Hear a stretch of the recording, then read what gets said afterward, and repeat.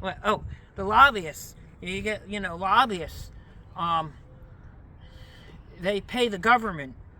Uh, they pay the politicians to take bribes. It's a form of bribery, and that's what happens.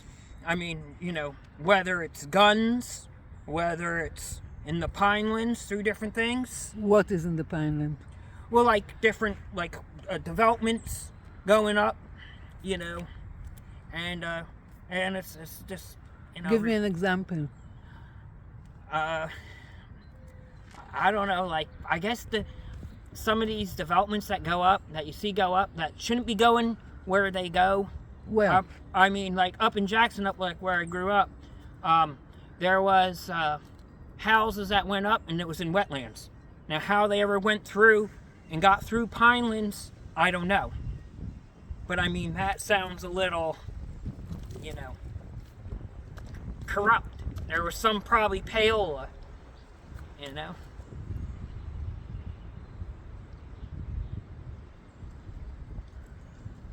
Pineland. Well, I mean, I think we should try to reserve what we got. I think, even though it upsets a lot of people, they should do more with these ATVs and motorcycles that come through here and rip it up. And, and people say often that it's only outsiders. Well, that's not necessarily truth. There's locals too that do the same thing, and I think it's ridiculous because, like, for example, Quaker Bridge Road out here, if there's a fire and they have to get them trucks back there, and there's ruts and stuff, how are they going to get the trucks back there? That's always a concern, or someone gets hurt. You have, ambulances that go back there sometimes, where you have a real bad accident. So, I mean... What do you love the most about the Pineland? There's a lot to love about it. I mean, I like the idea. It's sort of like, I don't know, I guess like the last frontier, I guess you could say, in New Jersey, in the sense that it's not really densely populated. You still have a lot of wildlife. You have unique environmental, what do you call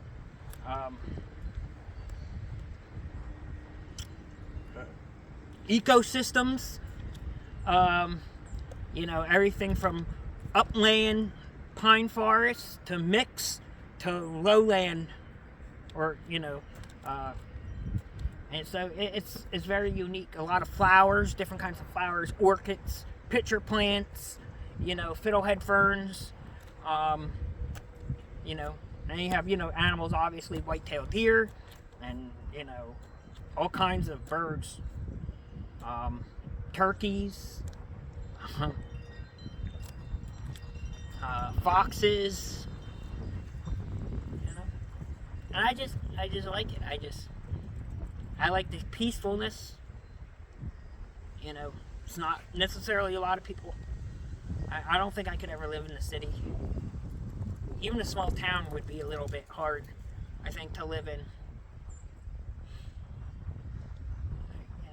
Okay, right. To live alone in a ghost town. It is unique.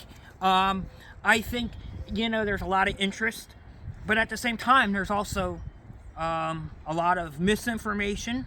People put out various books over the years, and some of it was sort of half done, and some of that I think was done. They would ask old timers, and because the old timers didn't necessarily want to tell the truth, what they would do is they would exaggerate or make up things just to, to protect. Yeah, protect. But it's fascinating. I mean, you get people that are really interested in this kind of stuff. You get a lot of interest. But like I said, it's unique. And to think that But people, for you personally and for Uncle Steve, how is it to live alone in a ghost town? well, it's interesting for him because he actually lived here as a kid, so he remembers it when people actually lived here, and so that's a unique thing. Just like he remembers going to Batstow with his grandfather and people actually living in Batstow. Well, Batstow now is just a ghost town. There's nothing left of it. But he could actually remember as a kid going there and actually visiting people with his grandfather, which I think is just, it's amazing. It's like, and it's very sad too at the same time for someone like Uncle Stephen who lived here and he saw it and, and what the state now that it's in, the state that it's in is not, what it should be, But there's, like he says, there's nothing you can do about it,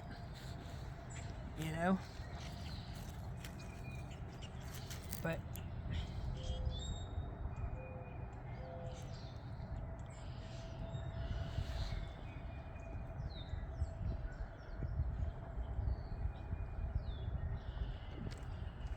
I'm just looking at the clouds. See, that's another advantage too here. You don't get a lot of light pollution. So at night, you can see a lot of things like planets. And if you're into that, what is it now? We have I think there's 7 or 8 planets that are aligned with the moon, like right near the moon. And you can see it actually quite well if it's not cloudy because you don't have light pollution. So the same thing with stars, and you get that up there. Sometimes people come out when there's solar eclipse or lunar eclipse, stars, certain planets, and